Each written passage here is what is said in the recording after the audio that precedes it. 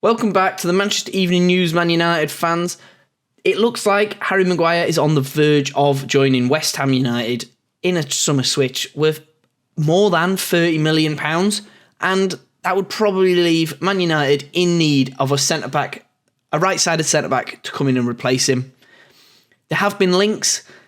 Jean-Clair Todibo, Edmond Tapsoba and Benjamin Pavard have all been heavily linked so far at the time of recording, but by the time you see this video, Harry Maguire might have left and Man United might have really stepped up their interest in a right-sided centre-half. Maguire is reportedly happy with the move, but it would leave Man United short at the back in terms of depth, and Varane is not the player he used to be.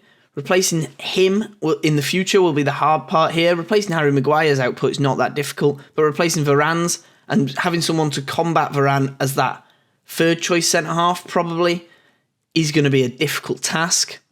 Varane's not as fit, he's not as fast, he's not as physically strong, and he's not as injury-free as he used to be, and that's only going to get worse with age. So I do think bringing someone in who's going to straight away combat Varane for that starting right centre-half position is the most important thing in this move. I'd like to know what you think, Manchester United fans, but without further ado, let's get straight into Jean-Clair Todibo and why he might be the best option for Man United. I will be using a certain amount of stats for this video. I'll mainly be focusing on progressive passes, tackle numbers and progressive carries, as well as pass completion rate. Progressive passes are passes that go forward towards the midfield, progressing the ball through the team. Tackles are quite self-explanatory, and progressive carries are sort of when a defender picks up the ball and is running into midfield and making use of their extra man that then can create an overload, especially in that defensive midfield position. So, Todibo, he has been really heavily linked with a move this summer. Juventus were really far along the negotiations, but OGC Nice apparently wanted some conditions involved in the contract with selling him and everything. And Juventus weren't happy with these conditions. I would like to know what these conditions are that made Juventus turn him down, because Juve are in real dire need of a centre-half. They seem to have switched to a back four, and that seems to be out of necessity rather than choice by the manager. They don't really seem to have a vast number of centre-halves. They've got a load of young players, a load of players you wouldn't really put in that Juventus category of centre-back, and they still pulled out, which makes me think maybe OGC Nice are asking for just some real out-of-this-world conditions included. Onto stats, huge dribble and tackling numbers. He's really good progressive carries-wise. His tackling's fantastic. He gets stuck in.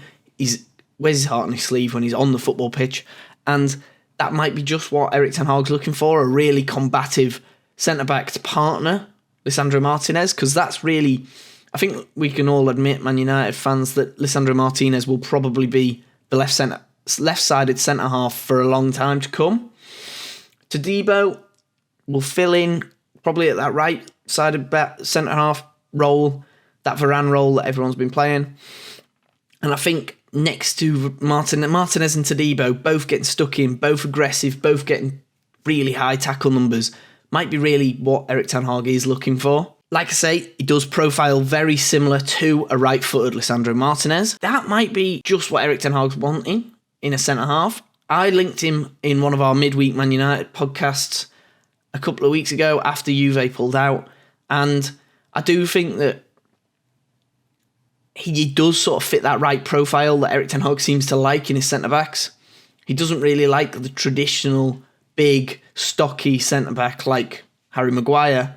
He prefers a shorter, nimble, sort of someone who can really get involved with all of the play, and especially now Onana's come in, that passing ability is going to be really important at centre-half, that calmness on the ball as well. If Ten Hag is looking for a centre-half to put United on the front foot, then maybe Todibo is your man. I mean, his stats-wise here, you're looking at progressive passes, 4.66 per 90. You're looking at successful take-ons are really high in the 95th percentile of all centre-backs. You're looking at really high tackle numbers, 2.3 per 90. Some of these stats are incredible for how similar they are to Martinez's stats from last season.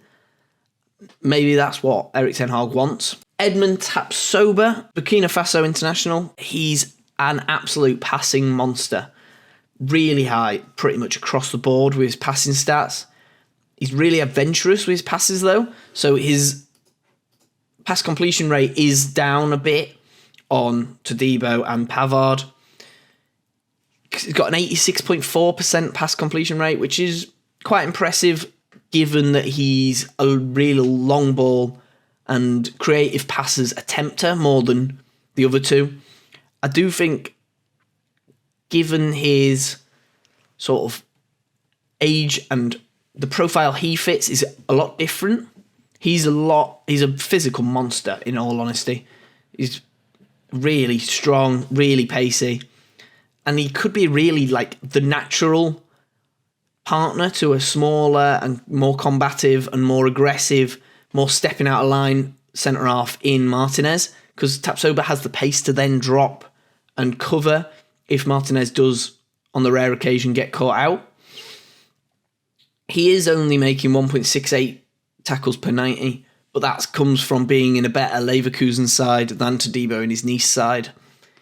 Leverkusen had a lot of good defensively strong midfielders last season, and if the ball was making it past the midfield, the chances were that Tapsoba would win it.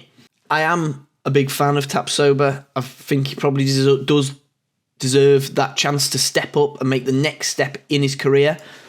He does have some really good attacking stats as well, which is slightly strange for a centre-half, but it would be nice to see a bit more how he is important to progressing the ball in that Leverkusen side. Obviously, it wasn't a vintage season from Leverkusen last season. They were okay, but it wasn't brilliant. But Tapsoba will have done a lot of that defensive work at that right centre-half role with Frimpong, because they sort of played a free at the back last season, Leverkusen, and Jeremy Frimpong was up that right flank. And I would like to see a bit more how he fits in a four at the back. That's my only doubt with him, really. And then on to Benjamin Pavard. This is a real strange one, because he is a right back. Only really last season did he play he played 50-50 right back and centre back minutes in the league. It hasn't really ever been a centre back for an entire season. And obviously Bayern Munich, it wasn't a vintage season from them by any means. They only won it on the last day, and that was only because Borussia Dortmund really messed it up on that last day. He's really short. He profiles really... That's why he was sort of a right back. He is a really defensively strong right back, but is he a centre back? Not really. Obviously, we've seen Martinez as sort of the criticism of his height before the season started last season was unwarranted, really. But I am going to go into and do it again with Benjamin Pavard again now. He is under 6 foot, he's 5'11". Is that really what Erik ten Hag wants from his defence? There's no aerial presence really there. Martinez has a little bit of aerial presence, and for a 5'9" centre-back, he's got a load of aerial presence, but he is still 5'9".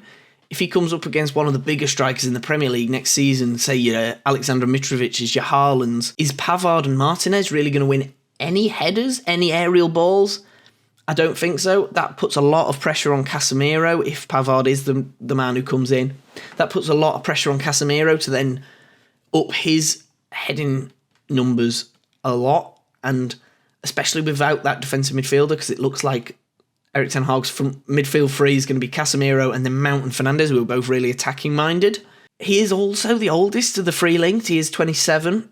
He's probably going into the prime years of his career now, and we've never really seen him have a full uninterrupted season at centre-back. It strikes me as a strange one, this. It seems like a who's available across Europe who might be okay sort of move, rather than a who would actually fit in this side. Obviously, I think if Erik ten Hag had had his way, he would have looked at other options. You say your Jurrien Timbers, you say your Kim Min-jaes, they would probably have been the two first choices in Erik ten Hag's wish list before the summer started. But obviously Man United have waited so long, and West Ham haven't been offering money for players until pretty much this week. I don't really see how Man United can replace Maguire with so little time left in the window. It seems to have left it really late, and maybe do they even need to straight away? Is it worth seeing how they get to January and then replacing him then? or even if they get to January perfectly fine, not replacing him then, because last season we saw Luke Shaw as a left centre-half. I mean, it wouldn't be perfect, but Luke Shaw could drift into that left centre-half role, and Martinez could sort of maybe push over to the right, and then you've got Lindelof waiting in the wings. I mean, I think we can all admit Varane and Martinez are probably Man United's two strongest centre-back pairing. Lindelof fills in that role on either side. We've seen him do it in pre-season. Fills in that role on either side, but he's not that top-level centre-half that sort of Man United fans will have hoped he was when he signed him from Benfica. I do think there's got to be an option. If you're going to go out and get Tapsoba or Todibo, who would be my two preferred choices, I think they're probably clever signings. I have been saying all summer that Tapsoba probably deserves a move. Todibo, I would be cautious there with the conditions that OGC Nice want, including in his deal. That would really make me think twice about signing him. But obviously, I am not in the boardroom. Man United fans, if you were in the boardroom, who would you choose to sign? Let me know in the comments. Make sure to like, share, subscribe to this video. Check us out on all social medias. We're across everything now. Check us out on TikTok. And I will speak to you next time.